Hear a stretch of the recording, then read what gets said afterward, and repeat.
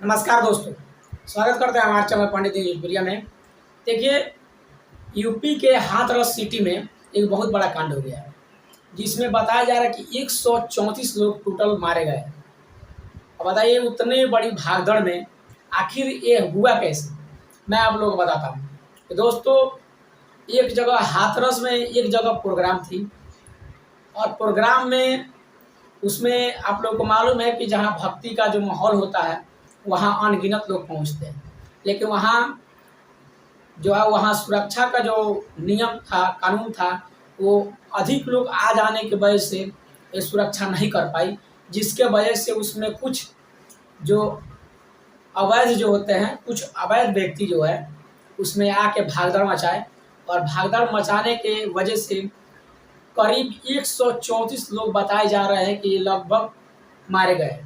अब इसमें कितने के भाई, कितने की बहन, कितने की माता और पिता भी होंगे, कितने रिलेशन वाले भी होंगे, तो इसमें कुछ कहा नहीं जा सकता। ये यूपी के इतिहास का सबसे बड़ा भागदौड़ है, और मौत का तांडव जो है ये सबसे बड़ा ये 2024 का है, और सबसे बड़ा कांड ये 2024 में हो गया है। तो इस पे आप लोगों की क्या राय है, कमेंट बॉक्स में ज़रूर बताइएगा कि या ऐसे कांड यूपी में अगर हो तो फिर मुख्यमंत्री वहाँ का क्या मतलब उनका क्या माहौल बनेगा। तो इस पे आप लोग कमेंट बॉक्स में ज़रूर बताइएगा।